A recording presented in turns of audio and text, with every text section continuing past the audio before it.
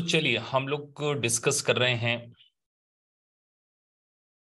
फाइका tax के बारे में डिस्कस कर रहे हैं। Basically very very complicated topic पढ़ता है स्टूडेंट को, और जब भी आप इस टॉपिक को पढ़ने जाएंगे तो इसका कैलकुलेशंस, मतलब यूएससीपी के एग्जाम में सिमुलेशंस पूछे जाने के बहुत ज्यादा चांसेस, और यूएस टैक्सेशन इनरोल्ड एजेंट में भी इसमें से क्वेश्चंस आते हैं। बेसिकली सॉरी, फाइका टैक्स है क्या? तो आप स्क्रीन पे मेंशन देख रहे होंगे, it's a US federal payroll tax. क्या है ये? Payroll tax.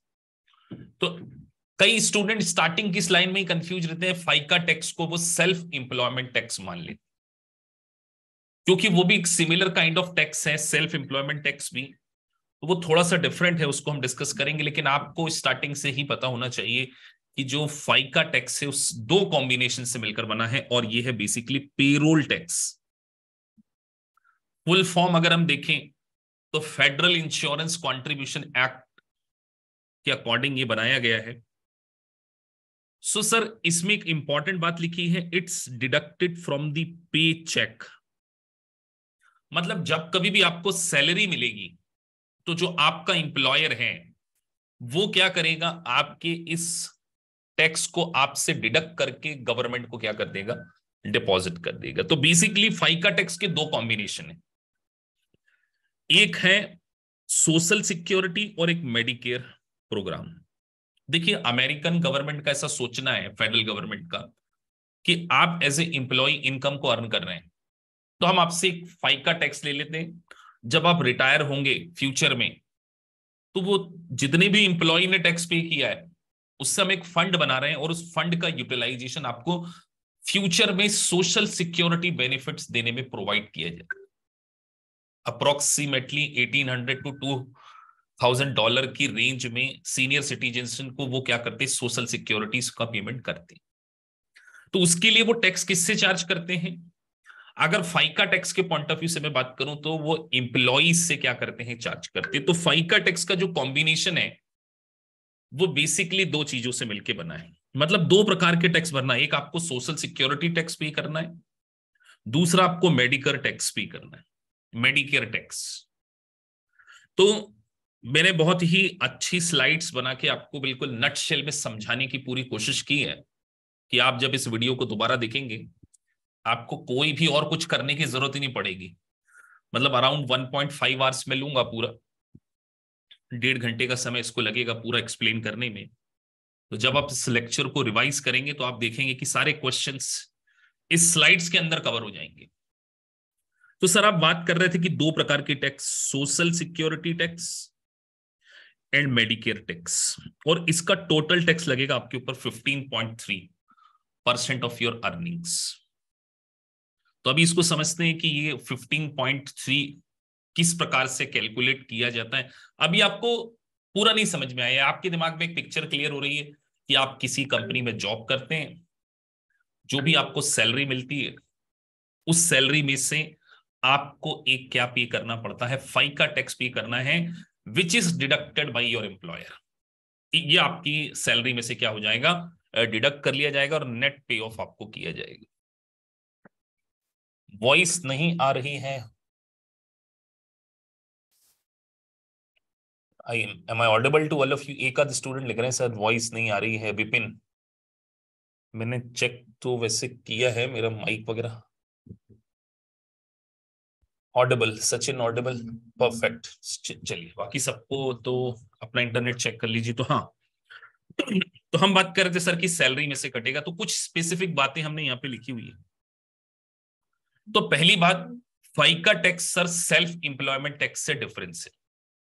सेल्फ एम्प्लॉयमेंट मतलब यहां पे हम पूरी जो बात कर रहे हैं वो सैलरी इनकम के रिस्पेक्ट में ही क्या कर रहे हैं, डिस्कस कर रहे हैं।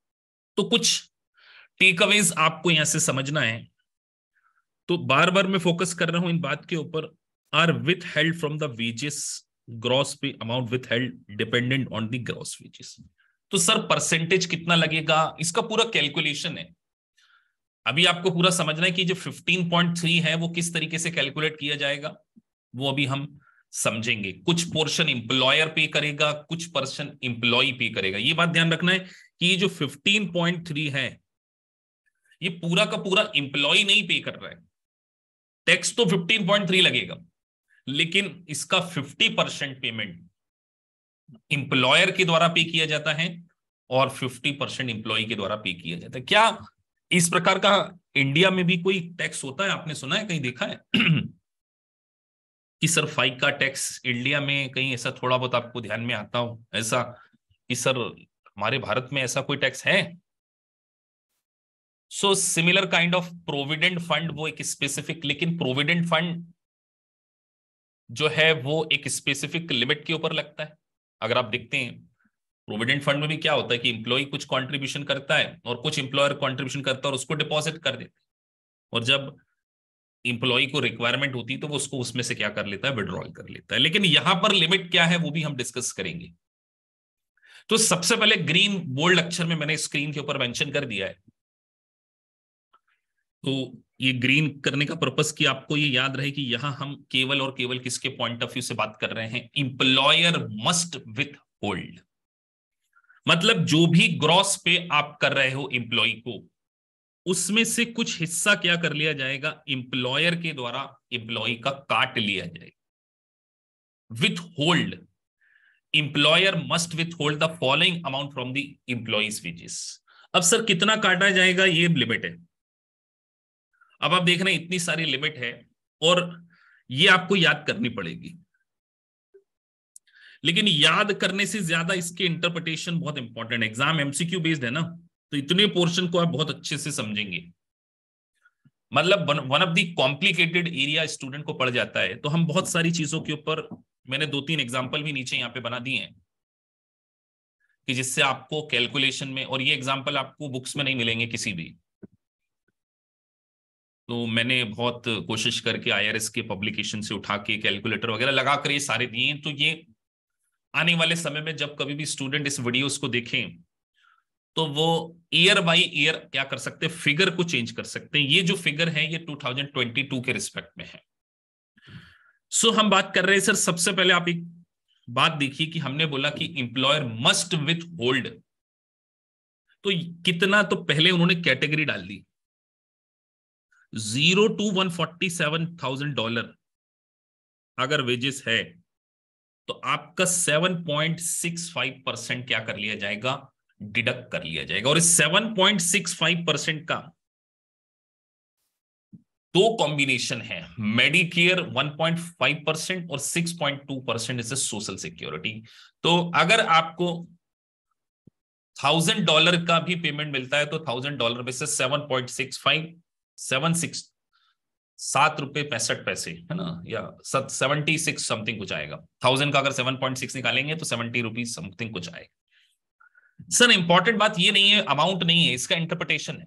आने वाले समय में आप देखिए ये सेकेंड लाइन यहां से शुरू होती है, ये बहुत टेक्निकल है। Above 147 to 2 lakh employee wages 1.5 Medicare. तो अब मैं आपसे अगर एक एक क्वेश्चन पूछूं, सामने आपके स्क्रीन पे मैं एक,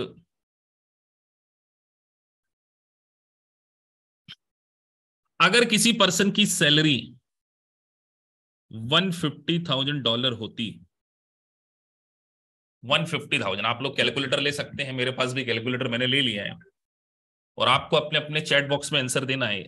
लिमिट आपके सामने है, कितना आपका फाइका टैक्स कट जाएगा। यहीं पर स्टूडेंट कंफ्यूजन होते हैं, तो मैं देखना चाहता हूं क्लास में ऐसे स्टूडेंट है या नहीं है। पढ़ने के बावजूद अगर फिगर पे ध्यान नहीं दिया, मैंने 1,50,000 मेंशन किया है।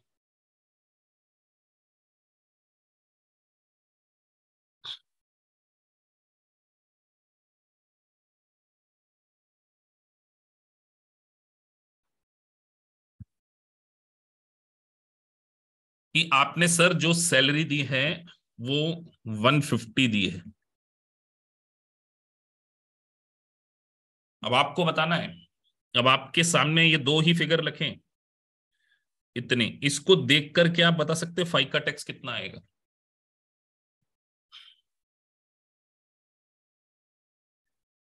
बहुत सारे स्टूडेंट इसका आंसर गलत देने वाले हैं, दैट्स वाई मैंने आप लोगों को करने का मौका दिया कि आज के बाद आप गलत ना करें। तो मैं देखना चाहता हूं कितने स्टूडेंट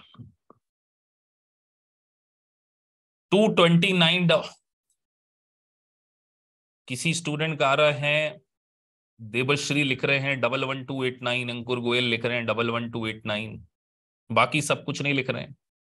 गोविंदा जोशी तुम सबसे डिफरेंट लिख रहे हो 229, एक लिख रहे हैं 11475।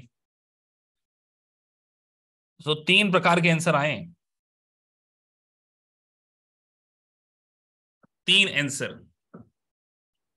तो आपने सबसे पहले ये देखना है कि 0 to 147, तो सर आपने 1,50,000 दिया है, तो सीधी बात है कि अगर हम यहां पर स्लैब लगा लें तो हमने यहां पर 147 के ऊपर लगाना है कितना,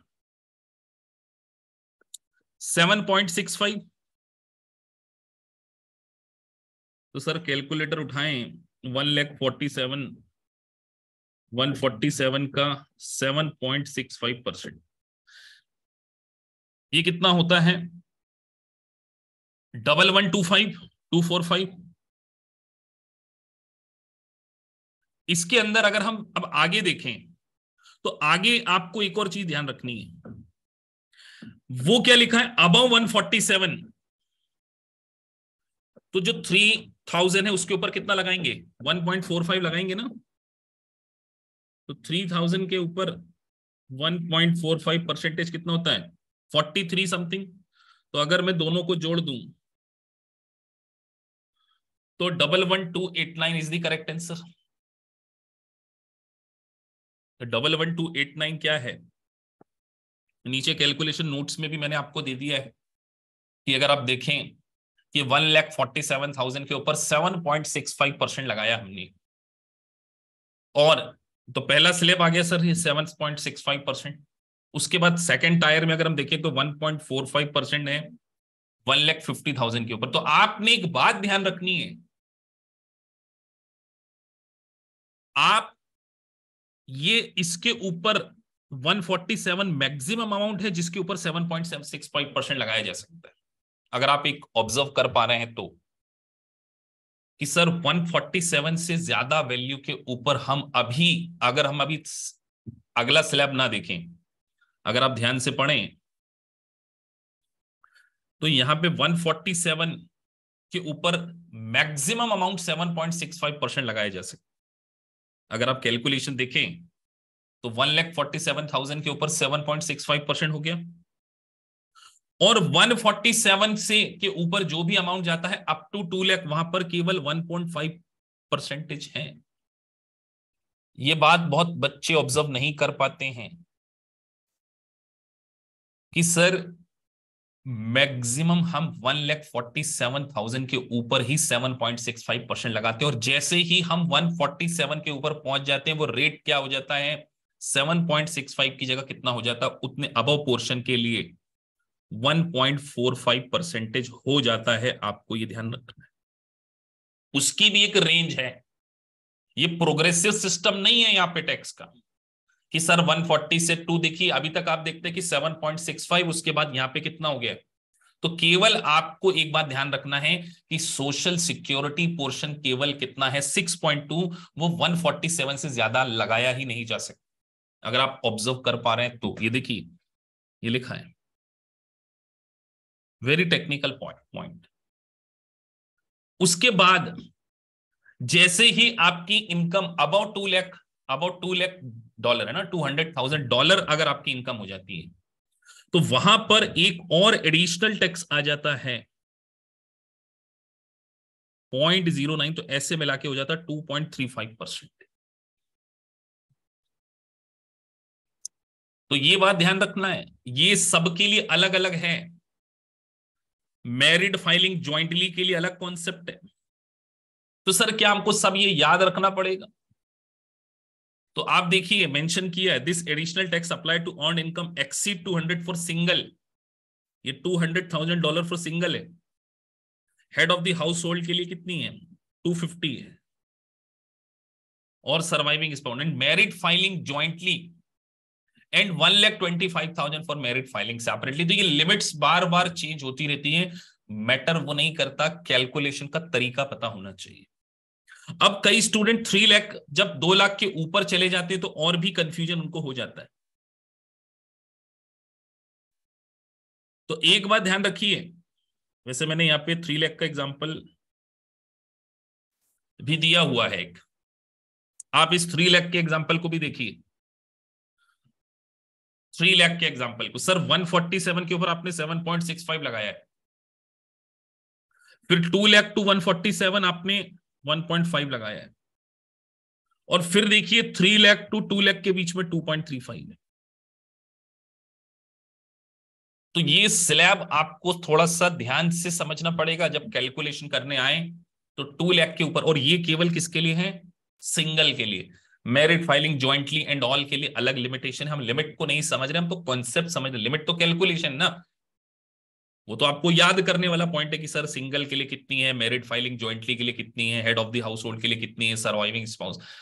are matter is not to discuss calculation part, our matter is to discuss conceptual clarity. कि आप देखिए, एक बात आपको ध्यान रखना है कि 147 इज द हाईएस्ट अमाउंट जिसके ऊपर 7.65 लगाया जा सकता है।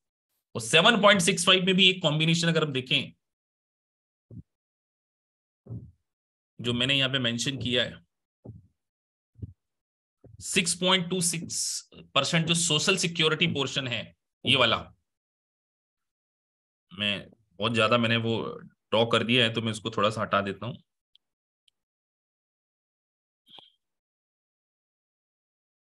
तो आप उस बात को जरा ऑब्जर्व कीजिए कि सर 6.2% सोशल सिक्योरिटी 147 के ऊपर लगता है। उसके बाद 1.45% के लिए कोई भी लिमिटेशन नहीं है, कोई कैप नहीं है, अगर आप इस बात को ऑब्जर्व कर पा रहे हैं तो। और ये जो 0.9 है ये कब लगता है? 1.45 में 0.9 जोड़ेंगे तो 2.35, जब आपकी इनकम अंकुर अबाउट 200,000 से ज्यादा हो जाए। किससे ज्यादा हो जाए? अबाउट 200,000। तो ये एमसीक्यू में they will ask such kind of question कि मेडिकेयर एडिशनल टैक्स कब लगता है? When your earn income is greater than $200,000 for single. बाकी अब सबके लिए अलग अलग, merit filing jointly, merit filing separately के लिए। अच्छा सर, मेरिट फाइलिंग सेपरेटली के लिए उन्होंने इतनी कम लिमिट क्यों रखी? सर ऐसे तो कायदे से उनको 2 लाख, एक सिंगल के लिए 2 लाख है, लेकिन देखिए कमाल की बात आप देख रहे हैं ये लास्ट पॉइंट में, ऑब्जर्व किया कि नहीं किया आपने?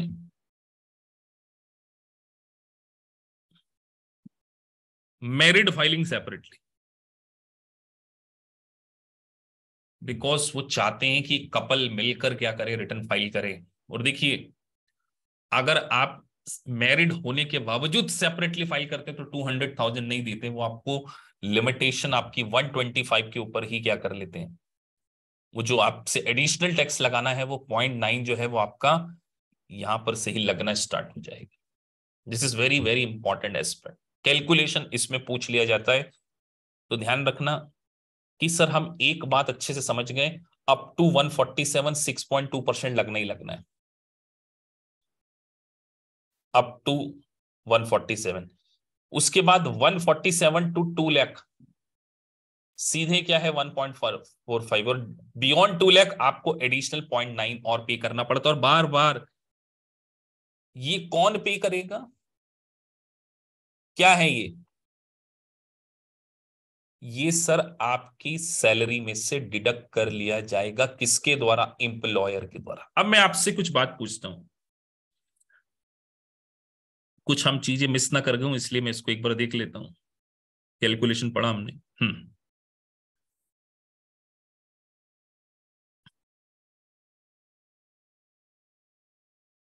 क्या इंप्लॉयर इस अमाउंट को एज ए एक्सपेंडिचर के रूप में क्लेम कर सकता है? अब ले, अगर आपने नहीं भी पढ़ा होता तो आपको थोड़ा सा लॉजिक से आंसर देना है कि सर ये जो पेमेंट किया है हमने उसके चेक में से काट लिया है,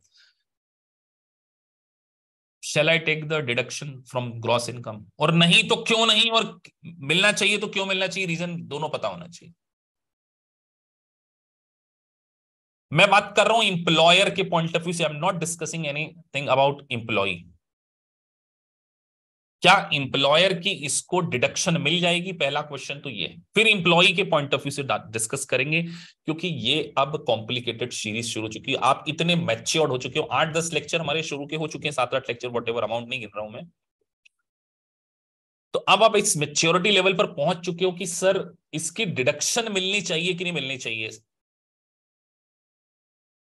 सर इसकी कोई डिडक्शन नहीं मिलेगी। किसको नहीं मिलेगी? एम्प्लॉयर को। मुझे बताइए, वो एक्सपेंडिचर मैंने आपकी सैलरी, मैंने आपको 10,000 पे करना था, उसमें से लेट से 1,000 रुपीज मैंने आपका टैक्स डिडक्ट कर लिया, वो मैं गवर्नमेंट को डिपॉजिट कर रहा हूं, तो आपका पेमेंट डिपॉजिट कर रहा हूं, इसमें मेरा क्या रोल है? एज ए एम्प्लॉयर मेरा क्या रोल है? कोई डिडक्शन नहीं मिलेगी। तो ये बात आपको ध्यान रखना है, इसीलिए नीचे मैंने लिखा है। तो इंप्लॉय को भी नहीं मिलेगी, ध्यान रखना है। किसको नहीं मिलेगी सर? इंप्लॉय। इसीलिए ये ब्रेन बना दिया है, जो गर्ल सोच रही है कंफ्यूजिंग पॉइंट आपको ना हो। Contribution made by the employee are not tax deductive. पहले तो एम्प्लॉय के पॉइंट ऑफ व्यू से भी और एम्प्लॉयर के पॉइंट ऑफ व्यू से भी नहीं मिलेगी, अभी समझेंगे क्यों। तो एक बात ध्यान रखिए, जो आप पे चेक में से डिडक्ट करते हैं दोनों को उसकी डिडक्शन नहीं मिलती। Contribution made by the employee are not tax deductible by the employee, while those made by the employer are deductible by the employer। अभी पढ़ेंगे कि एम्प्लॉयर को किस प्रकार के टैक्स की डिडक्शन मिलेगी, उसको हम अभी डिस्कस करेंगे। या मेड बाय द एम्प्लॉयर लिखा है, डिडक्ट बाय द एम्प्लॉयर नहीं लिखा है, ये भी ध्यान रखना। मेड बाय और डिडक्ट बाय में भी सर कुछ फर्क है क्या? क्या फर्क हो सकता है?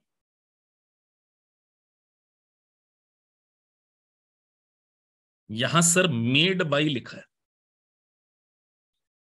मतलब जब वो कुछ हिस्सा जो अपने जेब से, मतलब ऐसा सोचो कि दो हिस्से हैं, 100 रुपए का हमने फाइका टैक्स पे किया, हमने 50 इंप्लॉय का काटा, 50 हमने पेड मेड किया। ये मेड वो है जो हम पे कर रहे हैं, उसकी डिडक्शन आप क्या कर सकते हैं? क्लेम कर सकते हैं। तो ध्यान रखिए, इंप्लॉय को फाइका टैक्स की किसी भी प्रकार की कोई डिडक्शन नहीं मिलती। हम तो सैलरी पे कर रहे हैं, 10,000 उसकी सैलरी बनी थी, हमने 10,000 उसको ना पे करके उसमें से 500 रुपीज गवर्नमेंट को पे कर दी, हम तो पूरा ही एक्सपेंडिचर की डिडक्शन ले लेंगे ना 10,000 की।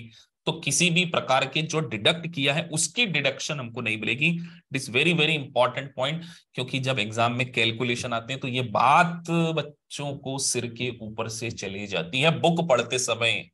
अब हर बुक की एक एक लाइन के ऊपर इतना डिटेल डिस्कशन तो नहीं कर सकते ना टीचर, इसीलिए इस सेगमेंट को यहाँ पे कवर किया। किसी को कोई डाउट हो तो यहाँ पे मेंशन कर सकते हैं चैट बॉक्स में, definitely I will answer for this query. I guess सभी को क्लियर होना चाहिए कि जो इंप्लॉयर ने मेड किया, अभी इंप्लॉयर कितना मेड करेगा उसके बारे में भी यहाँ डिस्कशन आएगा, और वो और चैलेंजिंग है। अब ये वो पोर्शन है, इंप्लॉयर मस्ट पे, तो दोनों का कॉम्बिनेशन है। अब देखिए यहाँ पे मेंशन है 6.2% ऑफ 147 फॉर 2022। तो एक तो 6.2 करना है, और 1.45 of wages for Medicare. There is no cap for this tax, कोई कैप नहीं है। चलिए 3 लाख का हमने पेमेंट किया है, बताइए एम्प्लॉयर कितना पे करेगा? कितना टैक्स पे करना है उसको? बहुत ही सिंपल क्वेश्चन है कि 3 लाख की हमने सैलरी पे करी है, एम्प्लॉयर कितना पे करेगा?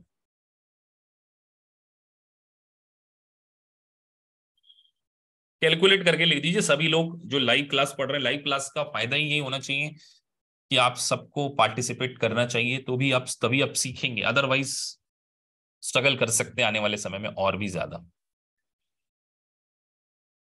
बस यही चाहता था कि अलग अलग, गोविंदा जोशी लिख रहे हैं 14364, बाकी सब। हम्म आधे स्टूडेंट तो क्लास में बिल्कुल ऑडियंस की तरीके से बैठते हैं, जैसे क्रिकेट मैच चल रहा है, बोले पब्लिक उनको खेलने दो, कुछ लोगों को हम तो सिर्फ वॉच करेंगे।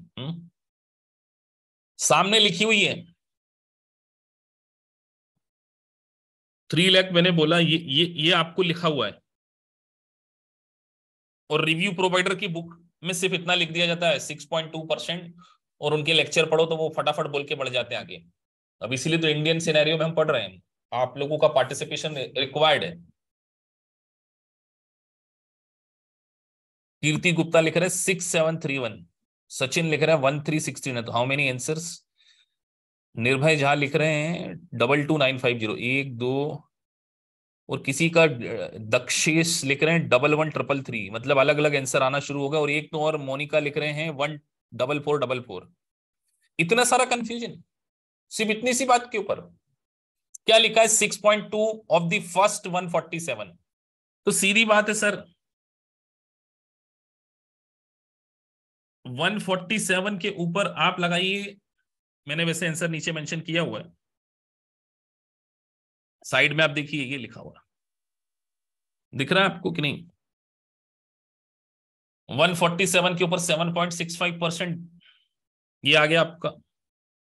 कैलकुलेशन देख लेना, अगर फर्क ना हो तो 147,000 इंटू 7.65%, ये आ गया आपका 11245। उसके बाद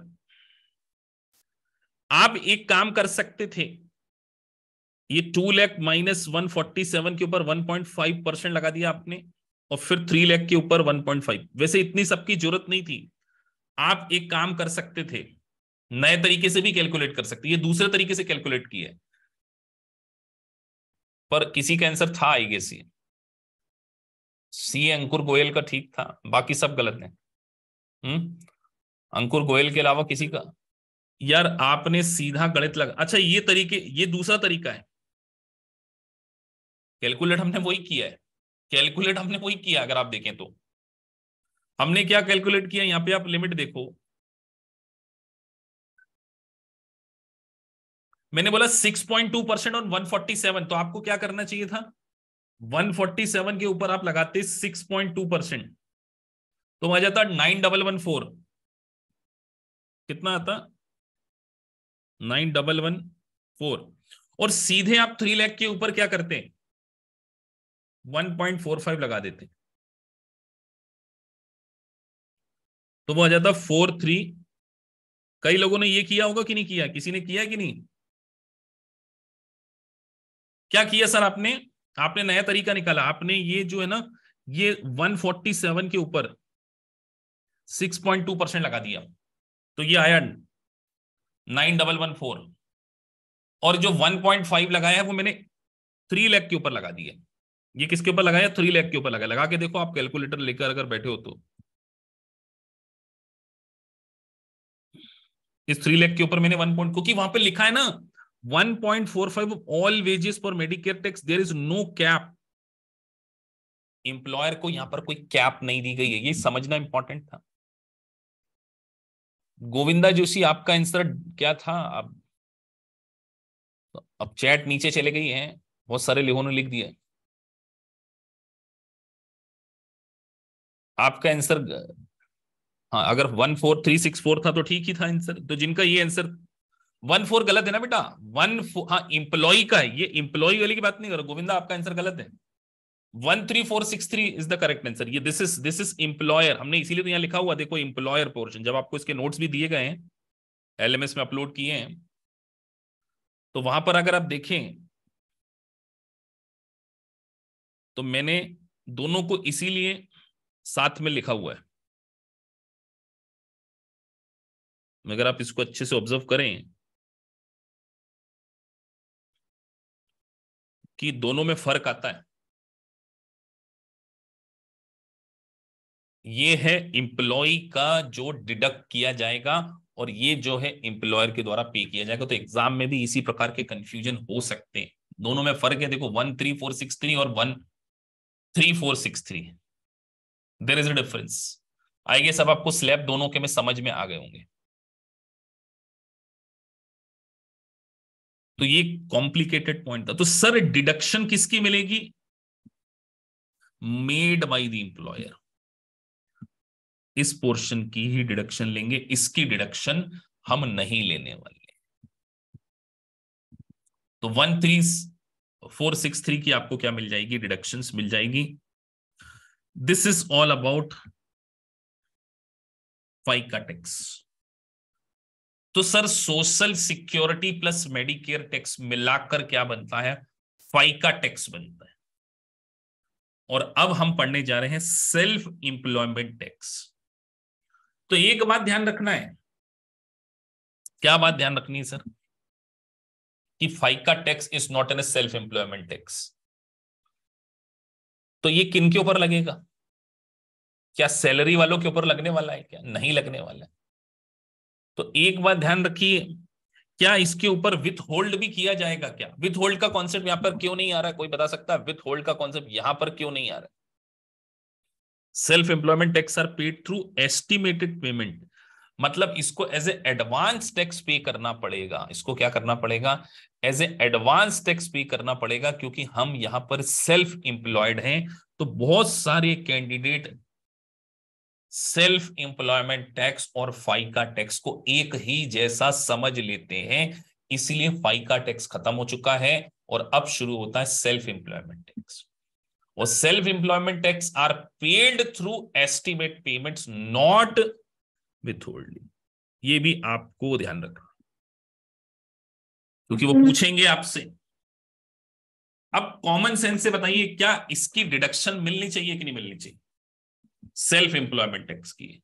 भूल गए एग्जाम में, सपोज दैट मिलना चाहिए कि नहीं मिलना चाहिए, मिलेगी सर, सेल्फ एम्प्लॉयमेंट टैक्स की डिडक्शन आपको मिल जाएगी। अगर एग्जाम में भूल भी गए तो यही कंफ्यूजन होगा कि वो, क्योंकि वो सोशल सिक्योरिटी मेडिकेयर टैक्स की जो एम्प्लॉयर पे करता है उसकी डिडक्शन, तो कैलकुलेशन आ जाती है। अब सर बार बार आप बात कर रहे थे सेल्फ एम्प्लॉयमेंट टैक्स की, तो net income from self employment does not include the followings. तो यहां पर कुछ चीजों को कंसीडर नहीं किया जा रहा है, क्योंकि अच्छा क्यों नहीं कवर किया जा रहा है, ये कौन सी इनकम है, कहीं पड़ी हुई है आपने, देख लो इस सारी इनकम को अच्छे से देख लो। रेंट, गेन और loss from disposition of business property, capital gain, non business interest, dividend, income और expenses related to personal activities, wages, salaries और tip received as an employ, self employment tax, self employment health insurance, ये सब किसमें cover नहीं होते, self employment में cover नहीं होते सर। क्योंकि सेल्फ एम्प्लॉयमेंट इनकम क्या होती है वो मैं ऑलरेडी आपको समझा, ये मैंने काटा इसलिए कि ये नॉट इंक्लूडेड है। वैसे यहां लिखने की जरूरत नहीं थी, बुक में नहीं लिखा, बुक वाले नहीं लिख के देते आपको ऐसे कि सेल्फ एम्प्लॉयमेंट, क्योंकि उनको पता है कि आपको पहले से पता है कि सेल्फ एम्प्लॉयमेंट इनकम का मतलब क्या था, वो पहले टॉपिक में आप पढ़ लेते, तो मैंने डे 1 पे आपको बता दिया था। तो ये एक इन्वेस्टमेंट की एक्टिविटीज है, रेंट को वो लोग पैसिव एक्टिविटी मानते हैं, सेल्फ एम्प्लॉयमेंट इनकम में कंसीडर नहीं करते। अब आप देखिए, सेल्फ इंप्लॉयमेंट टैक्स भी बिल्कुल वैसा ही है। अगर आप देखें तो यहां पर भी टायर्स बने हुए हैं, आप देखिए 0 to 147 15.3, अबव 147। अच्छा, सेल्फ एम्प्लॉयमेंट और फाइका टैक्स में आप एक डिफरेंस देख रहे हैं, वहां पर एक कंपनी जिसमें आपने इंप्लॉई हायर किए हुए हैं, आधा इंप्लॉई से ले लेते थे, आधा क्या करते थे, इंप्लॉयर से ले लेते। यहां का पूरा ले किससे रहे, 7.65% तो याद नहीं रखोगे ना अब यहां पर, ये भी ध्यान रखना एग्जाम में इसमें भी पूछेंगे। 15.3 वर्सेस 7.65, तो ये सेल्फ एम्प्लॉयमेंट टैक्स है। और उसके बाद अगर 2 लाख के अबव चले जाती है तो ये नहीं, तो ये एक इंपॉर्टेंट पार्ट है। अब again very very technical part को मैं यहाँ पे डिस्कस करनी है, बहुत ही टेक्निकल पार्ट है ये, आप लोग एक बार पढ़िए इसको, और क्या पॉइंट आपको इसमें टेक अवेज लेकर जाना चाहिए वो आपको यहां पर देखना है।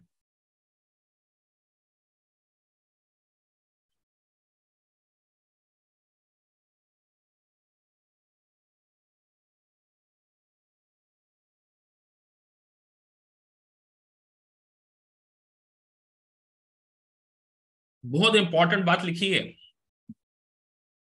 शायद मल्टीपल चॉइस क्वेश्चन करते समय आप इस बात को अगर इग्नोर कर जाएं तो वेरी वेरी इंपॉर्टेंट, ये बहुत इंपॉर्टेंट पॉइंट है, ध्यान से पढ़िए। वहां पे एक बात लिखी है, self employed person is allowed a deduction from employer portion of FICA tax paid to arrive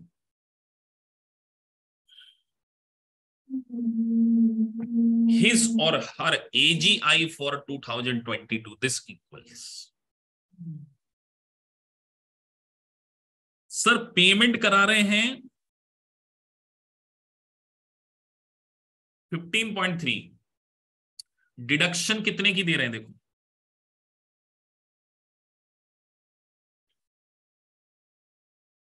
deduction कितने की दे रहे हैं, केवल 7.65, कितने की दे रहे हैं, बता सकते हो उसके पीछे लॉजिक क्या लगा रहे हैं, वो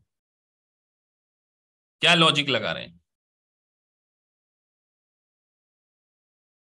तो ध्यान रखिए, उन्होंने लॉजिक ये लगाया कि हम केवल एम्प्लॉयर पोर्शन की ही डिडक्शन देते हैं, इस भले आप किसी के यहां जॉब नहीं करते तो भी आपको टैक्स तो पूरा भरना पड़ेगा, लेकिन डिडक्शन हम केवल और केवल आपको एम्प्लॉयर पोर्शन की ही देते हैं, लिखा हुआ है। हम भले ही एम्प्लॉय नहीं है, हम किसी भी कंपनी में जॉब यहां पर नहीं कर रहे हैं, बट स्टिल हमको डिडक्शन देने का काम उन्होंने क्या किया है। तो अब मैं आपसे पूछता हूं कि अगर मान के चलिए मेरी इनकम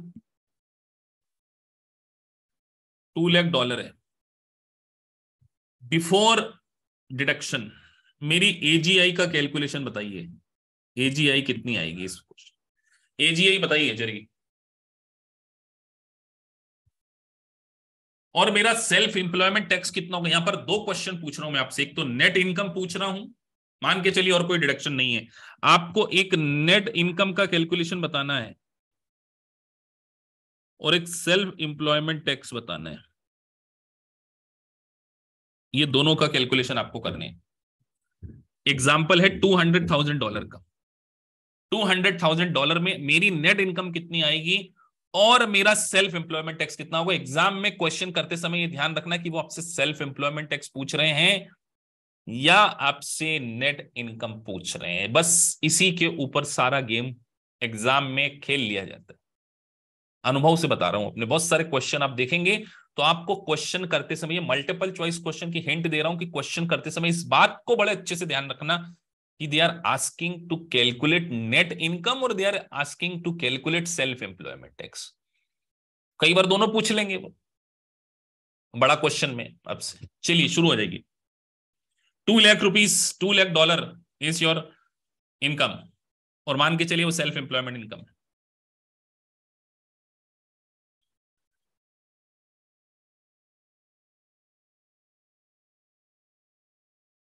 सामने लिखा है सब कुछ,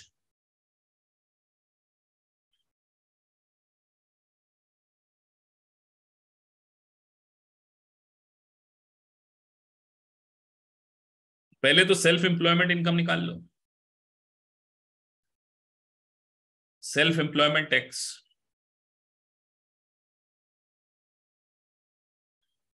मैंने 2 लाख दिया है एग्जाम्पल में,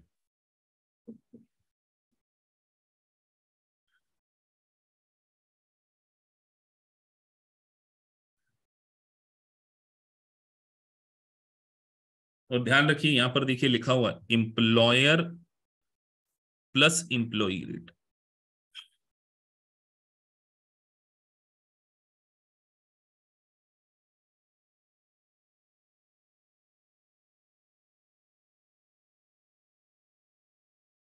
समय लग सकता है आप लोगों को, कोई दिक्कत नहीं है, 5-7 मिनट आप ले लें, मैं वीडियो को पॉज कर देता हूं थोड़ी देर के लिए। तो सर सबसे पहले आपने हमें ₹2 लाख दिया, $200,000 दिया, और आपने यहां पर साफ मेंशन किया हुआ है कि 15.3% लगेगा 147 के ऊपर, तो आपने भी ऐसे कैलकुलेटर रखा ही होगा अपने पास। तो अगर हम यहीं पे लिख लें कि सर आपने 2 लाख दिया तो 0 to 147 15.3 है, तो सीधे लगा दो 147 के ऊपर 15.3%, तो ये आता है 22491। तो यहां लिख लीजिए 22491 प्लस, प्लस क्या करना था, 2.9% के साथ में क्या लिखा है, 147 to 2 लाख के बीच में।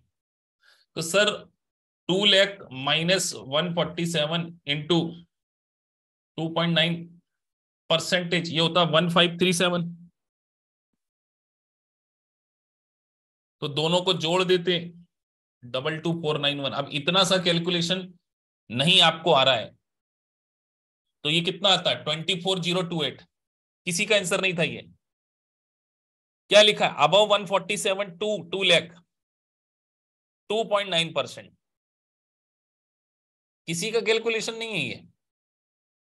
हाँ है 24,028 है। अभिषेक का ठीक है, जयंत राठौर ठीक है, गौरव अंकुर ठीक है, हरप्रीत भी ठीक है। तो सर 24028 ये आपका सेल्फ इंप्लॉयमेंट टैक्स है। ये आपका सेल्फ इंप्लॉयमेंट टैक्स है। इसको, इसकी आपको पूरी डिडक्शन नहीं मिलेगी। डिडक्शन के लिए आपको एग्जाम में नीचे आना पड़ेगा। अब यहां पे दिमाग लगाना पड़ेगा कि सर 147 के ऊपर साफ बोला गया है 6.2%। 147 के ऊपर बोला गया तो लगाइए 147,000 इंटू 6.2% कितना होता है 9914। 9914 प्लस क्या करना है, अब यहां लिखा नो कैप ऑन 1.45%, मतलब 2 लाख के ऊपर, 2 लाख के ऊपर 1.45%, तो वो होता है 2900। इन दोनों को जोड़िए 9114, तो ये होता है 12,014 रुपीज। इसको 2 लाख में से माइनस कीजिए,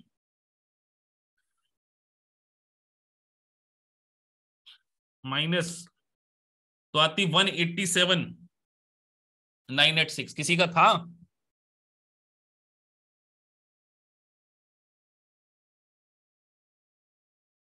ये कौन सा शेयर लिखा है, ये ऑलरेडी इंप्लॉयर का शेयर लिखा है। तो अभी जो फाइनल आनी थी 187,986, दिट्स ये आपका था। कितने स्टूडेंट थे जो 187,986 नेट इनकम के ऊपर पहुंचे? एक ही थे क्लास में बस। बाकी क्या, ये क्या लिखा है,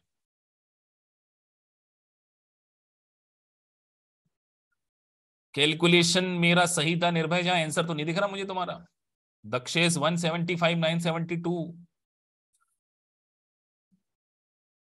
और हरप्रीत सिंह हमने सीधे क्या कर दिया, आधा कर दिया कि तुमने 11,954।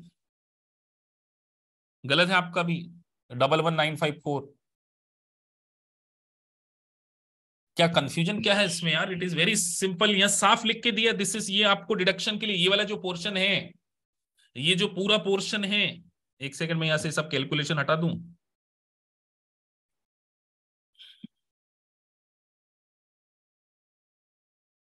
ये क्या लिखा है,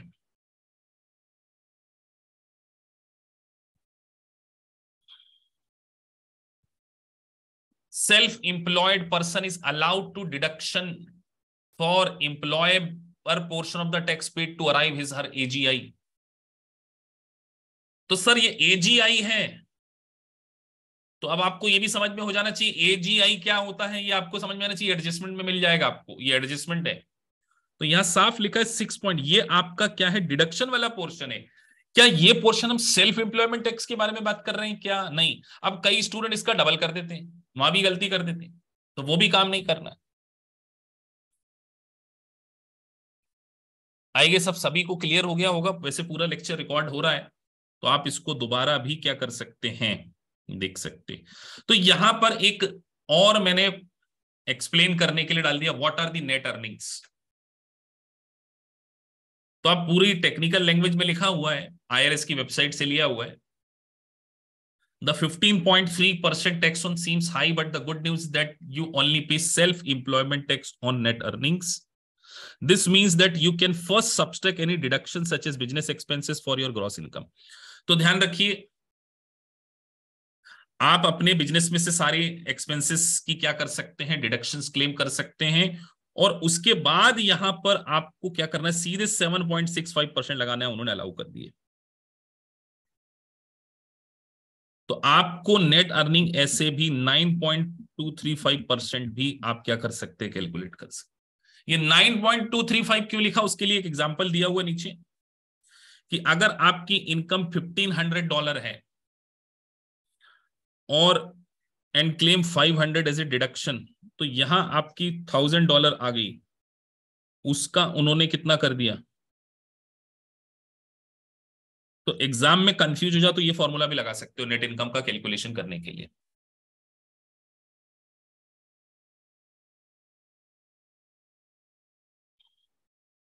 तो यहां पे नेट इनकम बोला है, तो ध्यान रखिए